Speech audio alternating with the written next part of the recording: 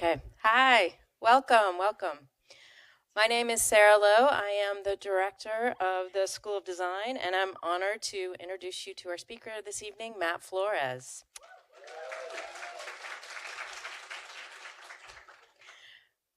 I'm going to read a few things here.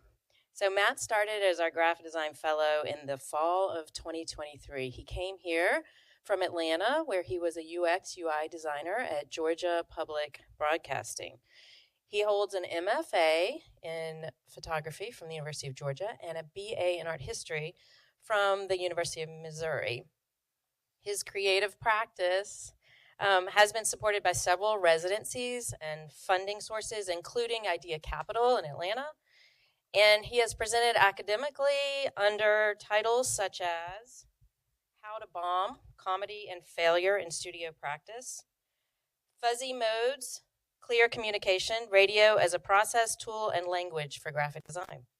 He recently held a solo show at Cleo Gallery in Savannah, and the work he's going to touch on tonight is being displayed across the hall in our 103 gallery. So make sure you take some time to go check that out, or listen to it, I should say. Matt also runs No Soap Radio, a broadcasting online and here in Knoxville on AM 1660. In his special topics course, Reception. He's here to correct me. Transmission Reception. Students integrate the visible and the invisible in design communication through creating their own radio narrowcasts, acting as human fax machines, and designing in Morse code. I've had the pleasure of meeting regularly with Matt over the past 2 years, and I've yet to have a conversation with him that has not led me to a very deep internet rabbit hole. Matt has a knack for shedding light on the obscure and the forgotten as he poses thought-provoking questions that grapple with the implications of human-computer interaction and challenge contemporary rhetoric on the responsibility of the designer within the spaces of communication and its twin, miscommunication. He has served as a stalwart member of the School of Design over the past 2 years and will next join the faculty in South Carolina's Coastal Carolina University as a tenure-track assistant professor in the fall. I'm pleased for him to share with you tonight what I have had the pleasure of a front row seat to over these past 2 years. So please help me in welcoming Matt Flores.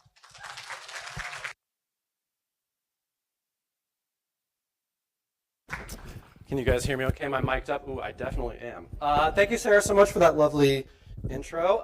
Thank you all for being here on, I think, what is the nicest day of the year so far outside. So I appreciate you all joining me on a Monday evening to take a look at the things I've been thinking about, working on, kind of pondering and executing for the past year and a half or so. So, of course, my name is Matthew Flores. I am the graphic design fellow here at the School of Design. And what I'd like to share with you all today is, really my perspective on design as a discipline, as a practice, a little bit as a pedagogy, certainly, but ultimately a really deeply human set of activities. My work and my research investigate and advocate for alternative technologies in the design process. Like Sarah said, I'm really most interested in looking for ways to integrate obsolete, obscure, and a very disparate set of tools and technologies as not only methods by which we might go about creating examples of design or representing design in the world, but also how using these tools allow us to question or maybe at the very least slightly reframe kind of our mission as designers.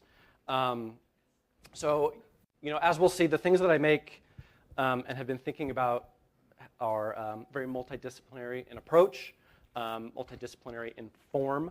But ultimately, I think I approach design sort of regardless of what that final form or what that final artifact may be. Really is just the visual evidence or the manifestation of what I like to call the great adventure of communication. And let's see if I can click to the next slide or not. Oh boy. There we go. The great adventure of communication is a little bit of me lifting from this quote from the artist and designer Douglas Davis, who does a much better job of spelling out what I mean in elegant terms. So I will read his quote here. The other myth about me is that my work is dedicated to communication. I don't believe in communication. I believe in the great adventure of trying to communicate, particularly across vast stretches of time, language, space, geography, and gender. It's thrilling to try. It almost never succeeds, except for a brief instant or two. So this really kind of encapsulates what design is to me, and the fact that it lives in this very thrilling act of trying to communicate, right? So every time we seek to crack a design problem or do the boring things that we do as graphic designers, like lay out a 12-column grid or like spend way too much time like cycling through the long list of typefaces trying to find the perfect one, right? Ultimately, what we're doing is embarking on this adventure of an attempt to communicate. So this, to me, is really the idea at the core of my practice. How do we attempt to communicate with one another? And how do the tools that we use to this end, be it text, typography, image, media, material, whatever, how each of those always seem to come up a little bit short in that endeavor.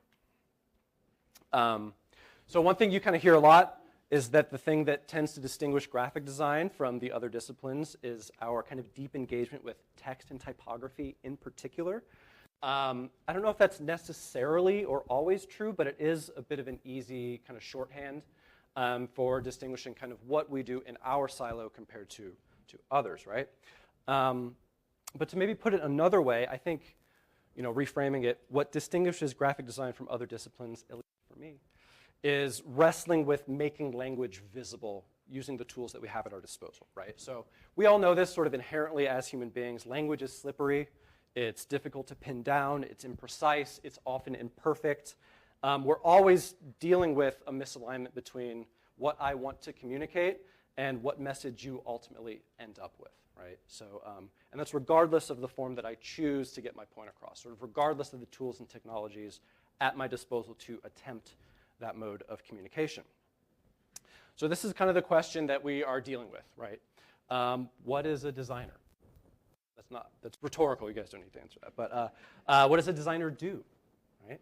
So for me, the way I approach the discipline is a designer is simply someone who acknowledges this basic fact of being a human and finds interesting and creative ways to kind of leap across that gap between intent and interpretation, between what I mean and what you see or what you hear, even if that attempt is ultimately doomed to fail, and maybe even because that attempt is doomed to fail. So, I've keyed a little bit on the idea of tools and technology as allowing us to attempt that task of communication. And I want to pull on that idea because I think it's a thread that's been running through my research, my making practice, also my teaching practice a lot lately.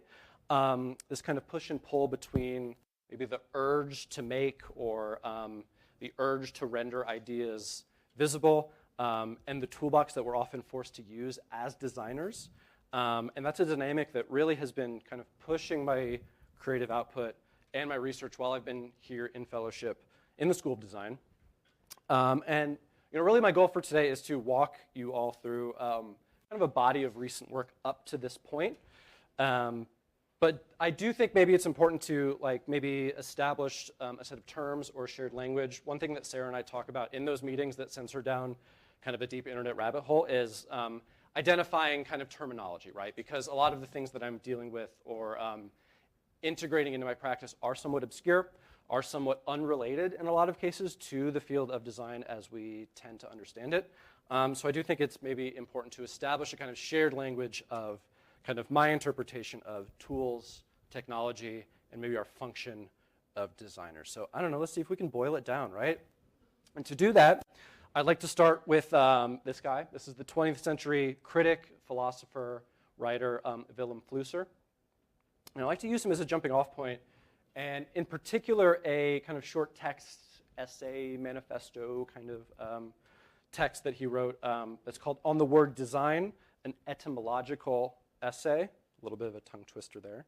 And this text is interesting because his goal, or kind of the frame that he puts around this little piece of writing, is looking at the roots of the word design and trying to sniff out maybe how it got its contemporary meaning and how we sort of find ourselves now operating as designers he wrote in the 20th century, but now into the 21st and beyond. So he does a couple of interesting things that kind of give me that little spark of, that little jolt of research excitement that I know all of you love to get, right? I got a laugh from Abigail over there, so I think that's true. The first thing he does is he positions the designer as a trickster figure. And he does this by suggesting that, at least etymologically speaking, the word design is somewhat of a near cousin to words like plan or devise or scheme, which is pretty, I think, intuitive, as we understand the word today. And really, he sort of lands in linking the word design to the word cunning, which, of course, itself has positive and negative connotations. We can think of both cleverness on one side, but maybe deceit on the other. There's sort of a spectrum of valence there. But ultimately, kind of where he lands is a proposal that the word design as we know it, or in sort of as we use it today, got its common usage, and then I suggest maybe we as designers gained our kind of contemporary usage or our contemporary function. Kind of at that moment in the 19th century when we had the worlds of technology and rapid industrialization, and they began to call into question this divide between kind of scientific, rational, organized thought on one hand, and maybe the creative, the romantic, the aesthetic, artistic world on the other. And for Flusser, the word design, and therefore, of course, designers, sort of leapt into the breach between those two worlds at this historical moment, providing a bridge.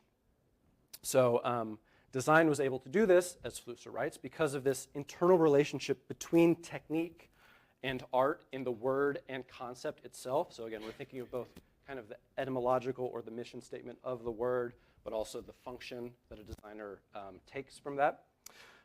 In this way, design, again to Flusser, indicates just about any situation in which art and technique combine forces to smooth the way to a new culture. I think that's really cool, and I think that's really well put.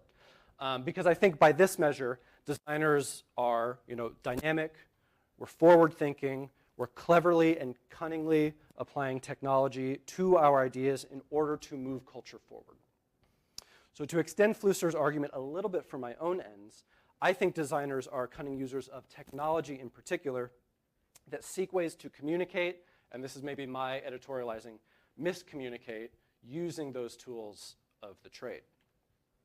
So again, whatever, I'm diagnosing or interrogating the act of a designer generally, right? But what about me, right? If I'm a designer, if I'm therefore a cunning user of tools, what are my tools, right?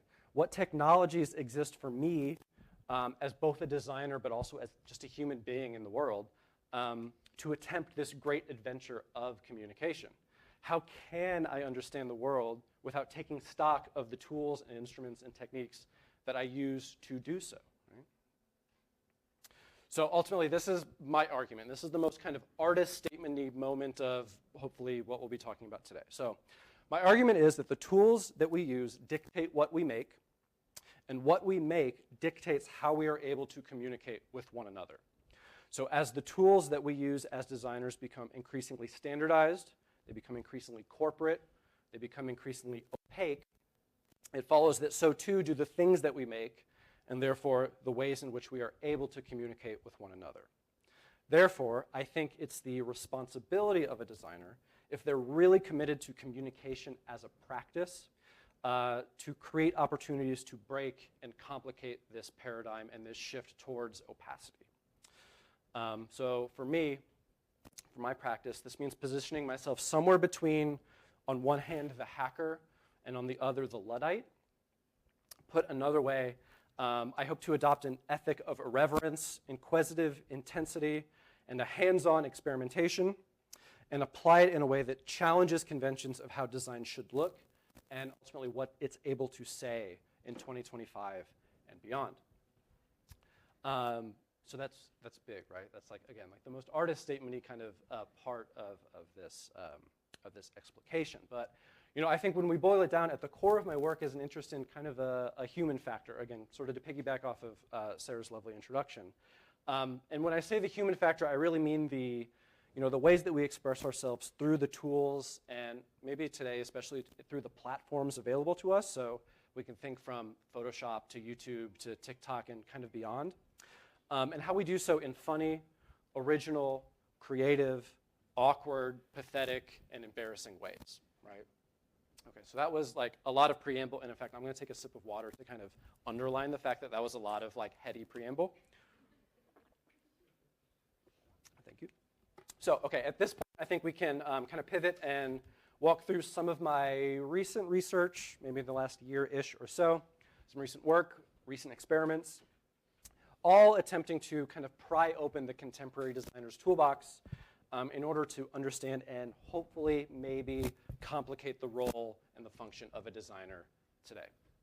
So thinking about tools and technology, and in particular my interest in kind of alternative forms of design and maybe publishing, are all currents that run through kind of the main pillar of my research and my making for the past year or so, which is sort of again, kind of a Wile E. Coyote attempt to bridge the gap between graphic design and radio, and in particular, finding methods by which invisible sound waves can become manifest in physical artifacts and kind of vice versa. So this is something that I have been thinking a lot about, that kind of seems like turning the difficulty dial maybe up to 11 a little bit, right? Like, how do you create graphic design using an inherently invisible medium? I don't know. I maybe have some answers to that, but it is an intriguing question at any point, right?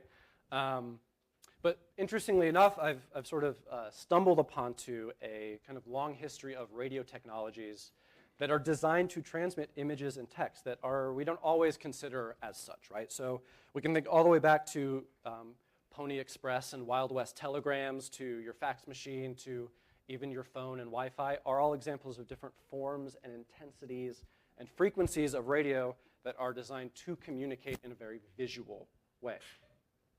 So, radio is certainly a very immediate format, but it's also ephemeral. When it's done right, it's a very democratic form of communication. It can be low-tech, but it's far-reaching. It's intimate, yet often anonymous. I think I'm drawn to it because it really sits at this strange intersection between the graphic and the sonic, between the public and the personal, perhaps. There's something really magical about the idea that you can transmit a signal, whether it's a voice or a tone or a piece of noise or perhaps a piece of design, right? And someone else somewhere in the world can receive it without knowing exactly where it came from or why it was created, for what purpose. It can be stripped of context in interesting and productive ways. So from a design perspective, I think radio can allow us to challenge a lot of assumptions that we might have. There's no interface. I mean, there's interface to a radio, but as far as we're talking about waves, there's no interface, there's no layout, there's no screen, right? It's really a medium of time and sound and space. And I think that opens up really interesting questions about how we can structure meaning, how we can create atmosphere, and how design can become embodied in things like voice and rhythm and pacing and interference and static, and maybe, again, vice versa. So I'll spend a lot of my thinking saying, like, okay, these are the properties of a sonic material or an invisible way of making. How can those apply to design and vice versa, right? So ultimately, it's a tool that invites experimentation, I think. It resists perfection. There's static, there's drift, there's delay. Oop, I'm talking too loud into my microphone. I think all of these particularities of the medium make them feel more alive, can make them feel more direct, but ultimately I think can be instructive in how we can approach graphic design with the same kind of ethos of making and communication. So pivoting to kind of visual output and exploring different modes and forms of radio transmission for visual output. Here we have a mode called radio fax, which can send only monochrome images. It was invented as a way to send photographs from the warfront more quickly than by like courier or pigeon, really. Like, this was a way to kind of fill that technological gap and really expedite publishing with images in World War I and II. And in fact, several newspapers in the 40s experimented with it as a way to deliver your morning paper over the radio. So you would sit down in your kitchen with your probably giant radio set, and you would tune to the right frequency and have a big thermal printer, and it would print out your daily newspaper slowly on a reel. You can imagine it didn't catch on because it would take hours to get just one page of your newspaper. But you can think of it as sort of a proto-fax, except instead of the signal being sent out through an antenna, instead of it being sent out through a phone line, it's sent out through an antenna kind of out into the ether, right? So this is a Resoprint edition created using radio fax. On the left, you have a little bit of text. On the right, you have Nim Chimpsky, who was a chimpanzee, of course, raised by researchers to test animal language acquisition, and in particular, non-human communication. So these researchers taught Nim ASL, American Sign Language, and he was able to string together sentences, his longest of which was 16 words, and it was, give orange, me give eat orange, me eat orange, give me eat orange, give me you. There's a little bit of a split in the Nim Chimpsky world, whether this is an example of animal communication or if he just sort of picked up on what would get him an orange or not. I'm not here to parse the differences between the two. That's maybe up for you to decide. But this is kind of the output of that research. So thinking again about the limits of technology, the limits of language, radio fax in particular, like I said with the newspaper example, it's quite slow compared to more contemporary, familiar, and really mostly instant forms of communication that we're familiar with today. So for context, each of these are both 8 by 10. Each image took just over 24 minutes to transmit in full. So it's a lot of kind of slow waiting for line by line, pixel by pixel for the final resolution to come through. And we can, of course, compare this to sending in a photo over text or email or whatever, right? When you send something over cell service, that is in itself a form of radio propagation, just at a different frequency, at a different speed, right? But I think, again, this is a productive way to think about this process because, something like radio fax is slow, it's really cumbersome, it's susceptible to distortion, poor reception, and static, but those are all kind of valuable parts of the process. And I think rather than treating this material reality as a failure, I think we can frame it as a productive moment, right? So what can we learn when communication breaks down? How do we make meaning from partial or broken information? So here on the right is a radio fax transmission of one example, kind of one still of me creating Bruno Minari and his book about the fine art of the Italian gesture. On the left is a clip of a song from Adriano Celentano, who was kind of a huge pop star. Think of him as not quite the Elvis of Italy in the 60s, but maybe like the Tom Jones of Italy in the 60s. Anyway, he was a big deal, and he started to suspect that any song in English would be a #1 hit in Italy, that they would just anything in English they were latching onto. So to test this, he wrote a song that sounded like English to a non-speaker, but in fact was gibberish, and we'll play some of this. And you'll also get a sense of kind of the speed of radio fax as transmission. Let me see if I turn this up.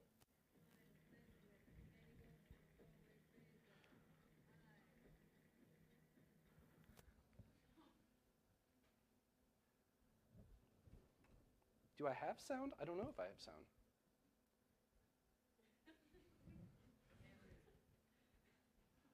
I don't want to blow out the speakers. I'm going to press this button. There we go. Okay, I'm going to play this over again so we can actually listen to that.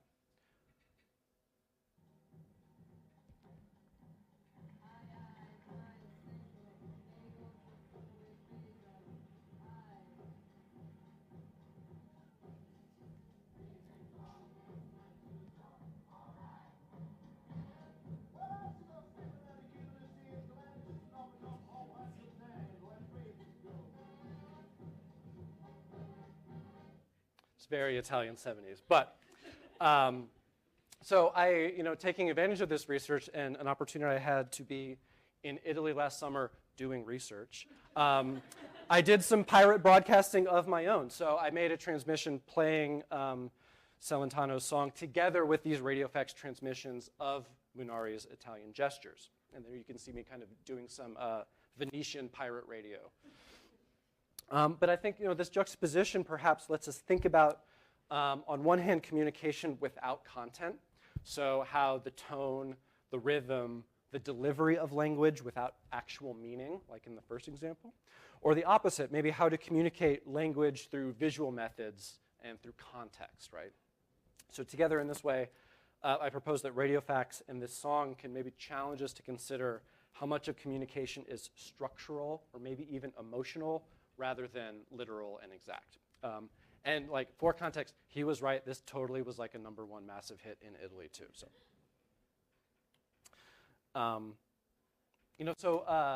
one point about using these obscure radio modes as tools is that pretty much uniformly they were all made really obsolete by the next step of technology. And in particular, the internet really kind of was the death knell for a lot of these forms of communication. Even still, I think they're valuable lenses to help us understand design in the very hyper-connected internet world that we are in. So this is another example of a radio process called Hellschreiber, which was a way of essentially kind of broadcasting bitmap typography that was developed in the 20s, right? So you can see you type in a message, it translates this message into sound, which we see as these kind of waveforms in red on the right.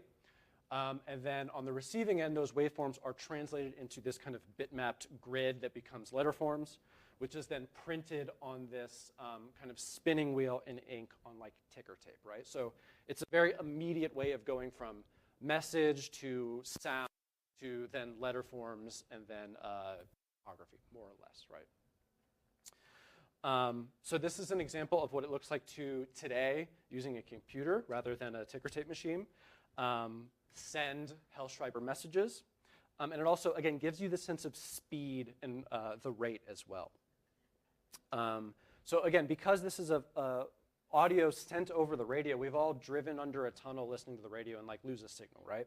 This is susceptible to the same kind of interference, artifacting, static, that all really contribute to the possibility of miscommunication. So in this first experiment, I took, you guys know the band Kiss? Do you know that like they are the most misheard lyrics? Like a lot of people consider their lyrics as being like the most misunderstood. So in this first experiment, I transmitted misheard lyrics from Kiss songs. In particular, I want to rock and roll all night and partly every day. Like we're going to take a break from rock and rolling. And in this example, I sort of performed a duet with myself with a handheld radio in each hand. And I transmitted the text of the classic Abbott and Costello routine, Who's on First. So I broadcasted from kind of right hand to left hand and back. I then translated that result into this print form, thereby making physical the original kind of disembodied performance. So, it is definitely apparent to me and worth pointing out the sense of kind of failure and futility built into this process. Not only by like limiting myself to relatively weak transmitters, using obscure, like modes that are obscure even to ham radio guys, right? And it really often gives me the sense of kind of sending messages in a bottle with, these kind of gestures that are doomed transitions kind of to no one in particular. And especially when I'm transmitting like from myself to myself, that's another very particular feeling of performance or it's not quite like talking to yourself in an empty room, but it kind of is talking to yourself in an empty room. And I think that's another kind of, that's a place ripe for maybe understanding and pulling apart this process. So radio fax and Hellschreiber are, of course, both examples of images being sent by radio waves over the air, like I said, being broadcast by an antenna out into space. But of course, if you were to send those same audio tones through a wire or through a telephone line rather than through an antenna, you of course would have something like conventional fax machine, right? And I admit I may be telling on myself a little bit here in terms of like age and generation when I say that I have a real fondness for and excitement about using a fax machine. And that's because I'm kind of at the right point where I'm young enough to, or I'm old enough to like kind of have remembered them in practice, like as a thing that you would have in your house or your office. But I'm also definitely young enough to never have had to like send a proof or a mechanical to a client or to an office on a fax machine, which I'm sure for those of you who had to go through that process, I'm sure faxes are probably a lot less charming for you, right? Even so, I think maybe the fax machine is maybe the most concrete, maybe the most direct way of linking radio communication to this history of graphic design and graphic designers in particular. So lately I've been really kind of falling down the rabbit hole and become interested in what's called fax lore. These are 3 examples of fax lore, which were essentially memes that you would get on your fax machine. It was a way of circulating these kind of, they're not quite chain messages, but they're like really essentially memes that you would like, someone would send to you and you would get a printout like on your fax machine in the middle of the night or at your office or whatever, right? So that's sort of a conventional or vernacular way of this kind of image transmission. But of course, there's a very rich history of artists and designers using the physical properties and maybe networked metaphors of the fax as a way to create interesting work, right? So here are 2 examples created by the Brazilian artist Eduardo Koch.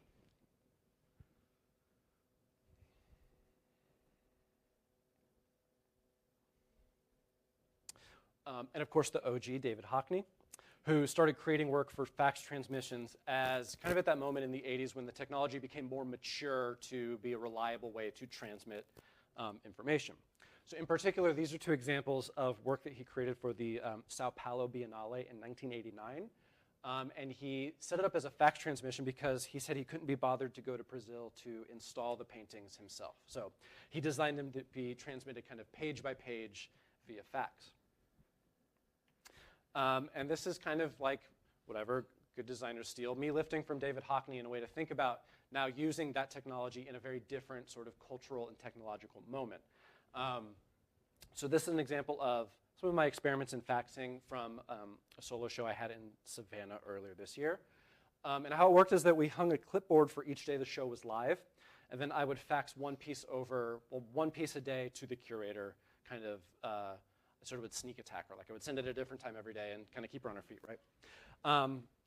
So on one hand, you had this evolving kind of time-based installation, but we started to think of it as a very slowly transmitted publication. And you also had something that was very site-specific and very time-based because if you happened to be in the room with the fax machine as I sent a fax through, that was a very different kind of physical experience than if you just happened to see this without any action to it, right? And you can see another example of this kind of installation out in 103. That's like 3/4 of the way through, I think. At any rate, I find this kind of slow designing, like I said, we thought of this as like very slow publication, as perhaps a really valuable antidote for the things that we're all dealing with every day, right? Generative AI, other emerging technologies that really seek to flatten out any friction, maybe, in the creative process. The idea that design tools and technologies are meant to make the user experience as hidden as possible and to make it as smooth and seamless as possible. I'm getting some nods from some of my students, right? Like, this is how the world is being built more and more. But I think friction is good. I think acknowledging the friction inherent in using technology reminds us perhaps of the importance of that human element in the transaction, of framing this process as a conversation between the user and the medium of their choice. So to me, I find that slow transmission is a valuable part of my process for that exact reason. Noise and artifact that are part of these radio modes start to highlight the literal, maybe the conceptual distance between broadcast and reception, between the act of transmission, and how that can become a collaborative conversation, again, between me as designer, between my medium of choice, and ultimately the viewer or the audience, whatever form or shape they might be. And again, I'll pull a quote of someone smarter than me who said it better than I could. Maria Papadopoulos, which I practiced saying, is a member of the feminist radio group Shortwave Collective. And she puts it really well that radio is about fragility, vulnerability, exploration, experimentation. It's about failure with bold letters, failing to receive and transmit sometimes. It's about being bold with using technologies that you're not comfortable with. And I think that's very beautiful and poetic, but in the same kind of ballpark, this is a conversation on Tumblr between Sex Haver and Funky Lil Punk. Kind of speaking to that same point, and again, maybe explicating or uncovering why and what we find valuable about these gestures using obsolete technology, right? So one thing I'm very, I don't know if sensitive to is the right word, but one thing that we've had a lot of conversations is, that my interest in these obsolete technologies is not to fetishize them as kind of a way for manufacture, right? It's not about just kind of like the sexiness of a fax machine or what be it, right? But it's, I'm interested in them because they can, I think, provide, like I said, this antidote to a designer's toolbox that is getting swallowed up more and more by a very small handful of giant Silicon Valley tech firms, right? So to pull from this quote from Brian Eno at the bottom, what's valuable is not the material itself necessarily, but it's the fact that these artifacts are the sound of failure, right? The excitement of witnessing events too momentous for the medium assigned to record them. Is that not like such a beautiful metaphor for the design process in general? I think it is. Like, I think that's a really succinct way of putting that kind of mystery at the heart of this, right?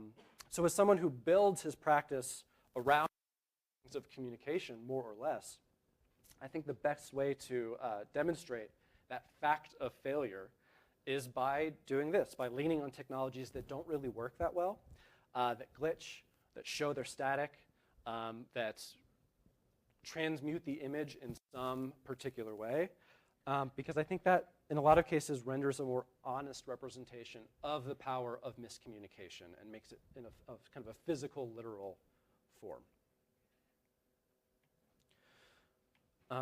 Thinking about this as an approach, I think it fits really neatly into my maybe wider creative practice, because so much of what I think about in terms of communication, in terms of miscommunication, in terms of bad jokes and bombing on stage and dying, right? They're all wrapped up in this idea of failure. Failure as practice, failure as productivity, perhaps, if it's done well.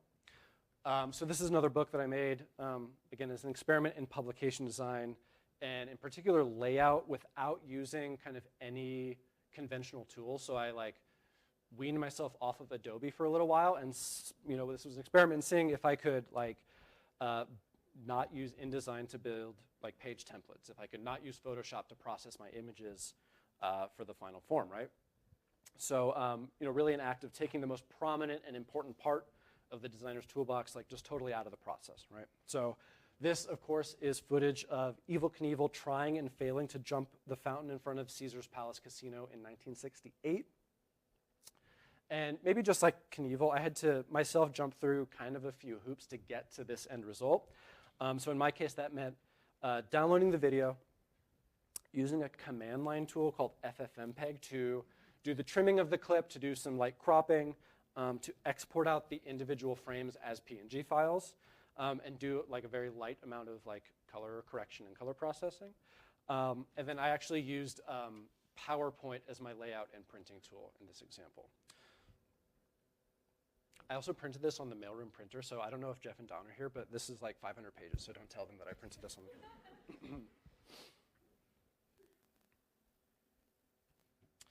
on. So thinking about print, thinking about publication, I looked often to kind of the world of the zine, the world of the kind of photocopied flyer, the smudged, the rescanned, the kind of bitmapped image, right? I think these are all visual artifacts of interesting examples of duplication, but not perfection, right? So, in Xerox culture, every copy degrades very slightly from the last, and that degradation becomes part of the message. It becomes manifest in the material itself, right? So instead of aiming for high fidelity, the aesthetic embraces noise and grain and information loss. It's a form of communication that is about really sharing despite the distortion, and to me that's an incredibly generative place to be working from. So it's the fact that control isn't everything, right? That meaning and message can emerge through these examples of texture and drift and decay. It's a good reminder that publishing and design doesn't have to be precious, and maybe it shouldn't be precious. It can be really immediate and cheap and kind of quick and dirty, right? It can be, you can make it in your bedroom or at the library or at Kinko's, right? And maybe more importantly, it's meant to be distributed kind of by hand, person to person, in a way that can maybe build community through these examples of visual residue. So, of course, kind of Xerox and print culture, but I think this also speaks to maybe vernacular design and ultimately the really humble tools and techniques that folks maybe outside of this bubble that we're in use to communicate in like a very boots on the ground, everyday kind of way, right?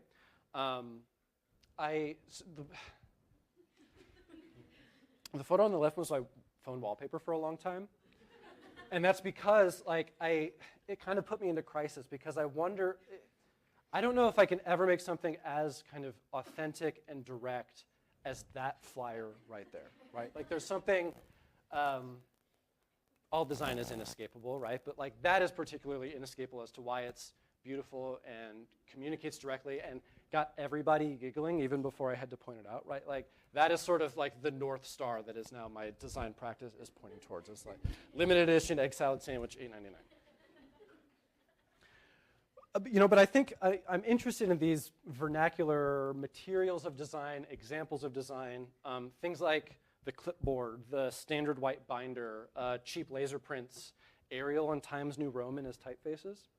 But especially letter-sized paper, which to me is like the king of paper sizes, right? 8.5 by 11, let's go. Because, I appreciate these materials because they're common, because they're overlooked, because they reintroduce the amateur element into the design process, where the goal is not flourish, it's not slick graphics or hyper-complicated interfaces or all the things that sometimes we feel like we need to pour into a piece of design. Ultimately the goal is getting your message out in as few steps and as directly as possible. And I think this kind of design and maybe these tools and technologies are a gentle, sometimes less gentle reminder that this is a valuable way of communicating through visual language and culture as any other. And I think in a very major way, this is largely the history of design tools, right? These are trends, these are aesthetics that are rooted in the technologies, the beliefs, but in particular maybe the needs of their time. I think that's true of the fax, it's true of the Xerox, it's true of flat HTML websites in Professor Dr. Style, right? And I think maybe a personal reason why I'm drawn to giving myself really annoying ways of designing is because often I feel a lot of maybe anxiety about the design process more generally. And I suspect that a lot of you can relate to this kind of feeling where, when the options are like truly endless, it's easy to get paralyzed by that feeling of choice, right? So a lot of what I do in the studio is to either totally restrict my options or to force my hand into a very specific way of making as a way to kind of cut through that anxiety or cut through that indecision, the like blank white sheet problem, right?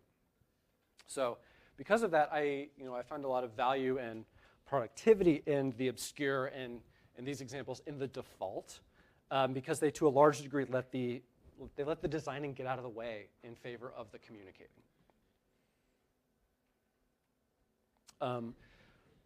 Can I tell you guys about one of, probably, I hope, the most embarrassing hobby I had as a kid?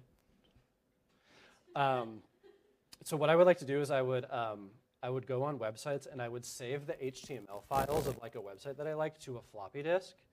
And then I had the caddy of floppy disk, and I would put them all in the caddy, and I would like rearrange them like baseball cards. So I remember I had one set, like one caddy, and there was one floppy disk for each king or queen of England. And I had another set where there was literally 50 floppy disks, one for each state flag. This is like a deeply cringy hyperfixation. I was an inside kid, as you can probably imagine. But so I would do that, but I would also save these pages, which are You're the Man Now Dog pages. I don't know if anyone was familiar with You're the Man Now Dog. So if you weren't like way too online in the early aughts, this was a kind of, again, like proto-meme, but also kind of a design template where there were hundreds or thousands of these kinds of pages where it was the same kind of format where it would be like a tiled image background with this kind of fake 3D text, and then there would often be like audio playing over the top of it. I'm not playing it because it's a loop and it's annoying, but it's from the movie Finding Forrester, I think. Sean Connery saying, "You're the man now, dog." Anyway, this was the first example of this meme. But I would save these to floppy disk, right, like a maniac. And I think I liked making these floppy disks because, even then, like around Y2K, I think the internet was already starting to slip into the abstract. It was getting away from the physical in an interesting way that has only accelerated since then. And I think it was maybe my like childhood way of trying to make a physical artifact of the internet as a way to maybe make it feel more concrete, right? So to that end, again, these are some examples of that same kind of process that are in 103 right now, where I'm going about that same kind of ritual using more current technologies, right? So these are what are called ESP32 modules that you can connect your phone to. So I invite you to go out there and connect your phone Wi-Fi to the handful of these I have in 103. And again, maybe if we're thinking about giving yourself really hard constraints, these are they're tiny microcontrollers, which are essentially like really, really bare bones, low-powered computers that allow me to host a website and then kind of broadcast it to a very hyper-local amount of space, right?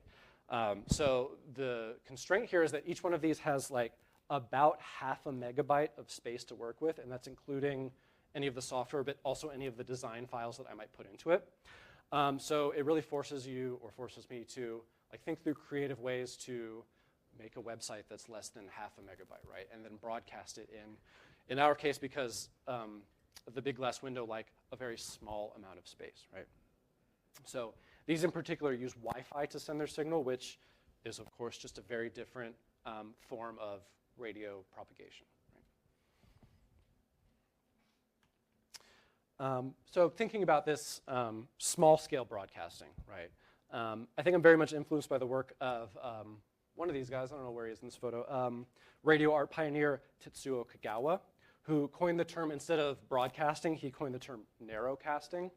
It's a bit of a pun, but I think it really kind of gets to the heart of the action there too, because it describes this very hyper-focused, very site-specific, a very personal and a very local form of dissemination and communication.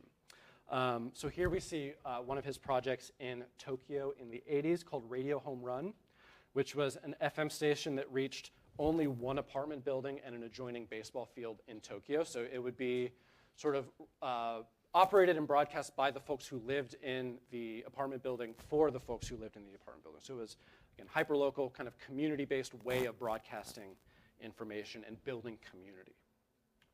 Or maybe a similar project from Bologna in the 70s called Radio Alice, which was maybe much more militant and political in their project. This was the time of the Red Brigades and kind of the Communist Party in Italy being somewhat ascendant before being not ascendant, right?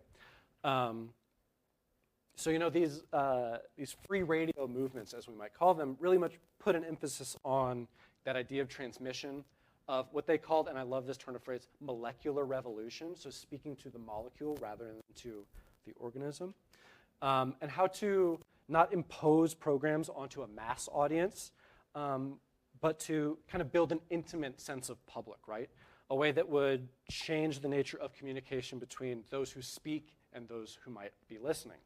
So rather than producing and disseminating culture on an industrial level, narrowcasting or mini radio is designed to maybe enable the politics of a street block or a housing complex, or in our case, a lecture room in the Art and Architecture building, and in turn, how to connect kind of the poetics of that space to one another and to the individuals that engage with that space. So in the spirit of Radio Home Run or Radio Alice and the like, I've had the opportunity to take some of these experiments and tie them back to the classroom in my special topics course this semester. So like Sarah said, the class is called Transmission Reception. Here's the website for our class. And really the spine of what we've been doing all semester is operating a class radio station, right? So this is both streaming online, and right now we're on 89.1, I believe, in 103. So there's an FM signal that's broadcasting in the building. And each student was charged with conceptualizing, designing, branding, and programming a station of their own kind of underneath that umbrella, right? So you can get some examples of the really disparate, like, weirdo directions they all took it. There's 18 students in the class, so there are 18. They were each given an hour of the day to kind of broadcast as they see fit. So there's 18 radio stations underneath our umbrella. So using this concept of narrowcasting as a framework, they've really been charged with designing both physical, so in this case kind of flyers, but also branding, posters, and beyond, and also invisible ways of communicating. So radio broadcasts, sound design, performance, invisible media, right? In order to think about and complicate this act of communicating, while hopefully also thinking critically about the importance of medium and message in their work. So we've been pulling from this kind of history and these moments of intervention and maybe subversion in public communication, pointing to Radio Home Run and Radio Alice and Radio Caroline, if you guys are like 60s British music heads, right? With a special focus on underground and freeform and guerrilla and pirate forms. And I have to admit, some of them are here tonight. They kind of knocked it out of the park. It was, I think, a very different way of making than is certainly part of our curriculum in the School of Design, right? How do you operate as a designer working on radio? But I'll invite you to tune in because, man, they came up with some, like, weirdo shit in the best way. And it's exciting to have, like, 18 examples of 18 very clear, defined voices when, for the most part, they were starting from ground zero in terms of sound production and pacing and programming and sort of seeing what happened from there. So if that was a couple of examples of experiments of radio as hyperlocal as a form of design, I think maybe let's circle back to the idea we started with, right? That communication is an act of trying to communicate or attempting to communicate, especially over long distances, and how this is like a very deeply vulnerable place to be operating as a human. So, we always work from some conception of distance as designers, even if it's like comparing something that we see like at the length of a computer screen, or if you guys do like in the classroom, like how does this look from 6 inches away versus 6 feet versus 60 feet, right? We're all dealing with that sense of space and kind of bodily physicality as designers, right? And maybe to expand that idea further, there's certainly a history of humans sending messages out to the widest scales possible. So here on the right, we have the Pioneer plaque, which was bolted to the side of both Pioneers 10 and 11, which were space probes, and the first human-made objects to leave the solar system. In terms of radio, there are some ham radio operators that experiment with a technique called Earth to Earth moon bounce, or EME moon bounce, where you can like literally beam a signal off the surface of the moon and use the moon as a giant reflector dish to reach further around the globe than you might otherwise, right? So using this same kind of radio fax method as before, I performed an experiment in moon bounce. So I recorded a self-portrait in audio form, thereby encoding myself into sound waves so that I can bounce myself off of the surface of the moon, right? Which I can bounce myself off of the surface of the moon. I just want you to like think about that. Like that's bananas, man. But again, like always kind of thinking about material output or alternative forms of publication. Naturally, this image to sound is then recorded to a series of cassette tapes in addition. So that's an example of side A. Side B is my backside, of course. But thinking about like, okay, how can we go from reality to image to sound to image to reality, and this kind of like messy cycle that starts to happen when we put these very disparate forms of manufacture, of communication, in really close relationship with one another in different ways, right? So all that being said, maybe to close, I want to return back to that idea that Davis really led us off with elegantly, that design is the great adventure of trying to communicate. So whether we are, I don't know, building a student radio station or faxing images across time zones, sending a message to the moon, even.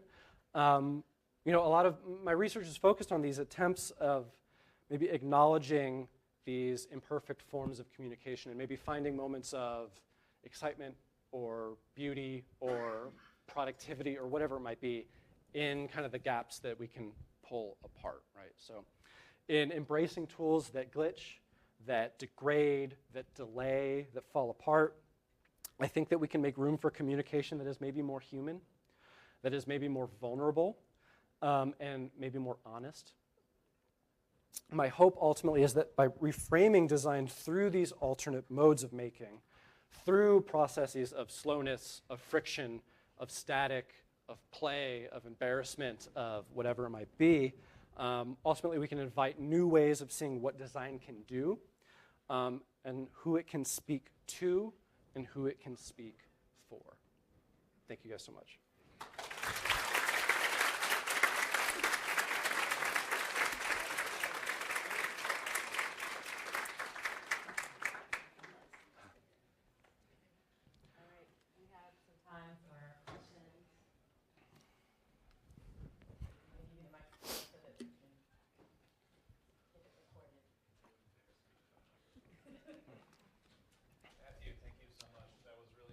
Thank you, Mark. Thoughtful and funny, and one of the coolest talks I've seen in a while. So thank you. Thank you. I spent a fair amount of time in the last hour thinking about miscommunication strategies from contemporary world leaders, and every time the orange man uses some like a miscommunication, an incomplete communication meant to deceive or to confuse or something like that, all I see in response are people trying to make sense back, and I think that's sad and tragic. Like over the last several months, I've been thinking, you got to update the tactics, right? Like you got to in the face of nonsense, you're still trying to make sense. Sure. And I feel like you're missing something here. So anyway, as an addendum to all that, I was thinking about meme cultures and like the kind of culture of nonsense or backwards logics the whole time too, of course. And I just wonder like about your sensibilities about activism or about kind of showing up. These are quirky, they're great, they're amazing, love them. But you also had a bunch of stuff in there about free radio and people kind of intervening in the world in various ways. And I wonder about that relative to some of this work and wonder what you think about stuff like that. It's a really good question and a per usual smart comment because, I think it really kind of puts the finger on something that I tangle with a lot in my work, and I call it the kind of the little stinker problem, where because of, I suppose, my sensibilities or my sense of humor or my interest in rendering those in the things that I make, a lot of times what I make comes out sarcastic or comes out tongue-in-cheek in a way that is very different from the very kind of politically engaged and earnest forms that maybe they're lifting from in some ways, like free radio movements or political movements, whatever that might be. But I don't know. I mean, it is that fact of like, okay, what are our tactics and what's working, and maybe even reframing like what does working mean, right? Like, what is the goal here of communicating? Are we trying to decode? Are we trying to translate or interpret? Or is maybe the more interesting thing to be, again, I'm using radio terms because I'm so in radio world right now, like, is it more interesting to be transmitting that information in a complicated, kind of messy way that acknowledges the messiness, right? And acknowledges, I think that's a more honest way of going about it than assuming logic in every part of communication. I think, I was going to say something big and lofty, but I don't know if I can say it earnestly. But like a lot of the situation we're in is because logic has failed us, and we are still holding on to it with dear life, trying to make it work in every situation. And I think some folks are keen to the fact that that's maybe a doomed proposition, and others aren't. And that's a lot of maybe the friction in how we communicate with one another right now. To your point, I mean, you nailed it. Like, how do we adjust the tactics, and what does that mean to be to having these alternate ways of communicating?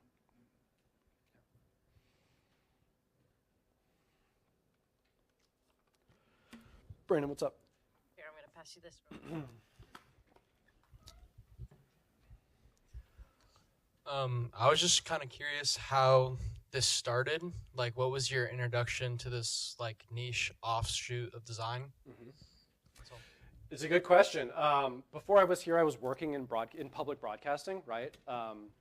Which was not pirate radio, it was NPR radio, which is very different, like tonally and conceptually and everything. But it was interesting on a day-to-day basis trying to figure out how to resolve like visual graphic design and a medium that was inherently invisible, right? Like there's ways that we can manifest it on screens or whatever, but there's always sort of you're showing a portrait of not the thing. It's sort of tangential to the thing, right? So that was always sort of a seed in my mind as I was working through that process. And then honestly, a lot of it was being in the classroom again and thinking how to communicate on a human level and how to translate. I mean, you guys know, you were one of my students last year. How do you translate design to someone who is not yet fluent in those terms and in those processes and in that kind of mind space of design, and kind of where do those misalignments start to come in, right? So thinking about that always moving target of what am I, not even what am I saying, but what am I trying to communicate?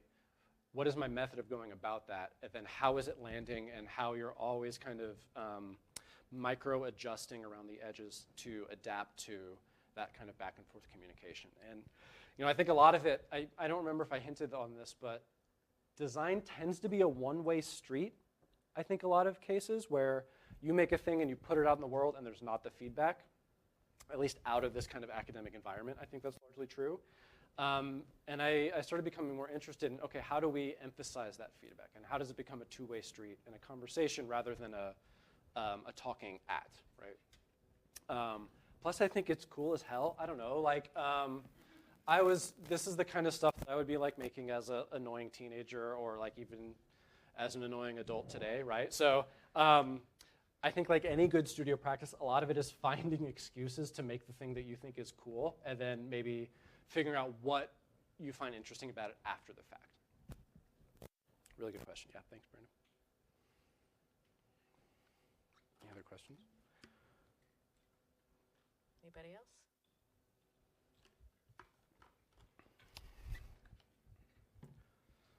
How and like where do you get access to like such obscure and like obsolete technologies, like the one where you're like printing the words and like the to the moon thing? Like Yeah. how and where do you start to like just get into that and like get access to that, I guess? I spend a lot of time hanging out with 70-year-old men on Facebook groups and in like ham radio forums. So there's a term in ham radio where like you want to find a mentor to kind of show you the ropes, like anything else, right? But in ham radio, they're called Elmers. And I have a nice network of Elmers who have been exposing me to these kind of weird or obscure ways of approaching the craft, right? Because it is as much a craft as anything else. But it's the kind of thing like any good research where like you pull on one idea and that unravels the sweater to the next interesting idea, and then that brings you to the next thing that you would have never anticipated, figuring out that you can, again, send messages to the moon just by like looking at interesting ways and of like ticker tape printing, right? So again, like Sarah teed it up nicely with the idea of the rabbit hole. It's finding that thing that has the spark of interest in your practice and kind of grabbing on with both horns and just seeing where it takes you and trying to be as authentic in the making along the way, and never make the thing for the sake of having made the thing, but it's because your interest is becoming manifest in the practice, right? That was an overwrought way of saying just like, follow your gut. I don't know. All right. So with that, I am going to send you all off to go find your own internet rabbit hole that you are inspired by from this talk. But can we also once again thank Matt for his time this evening?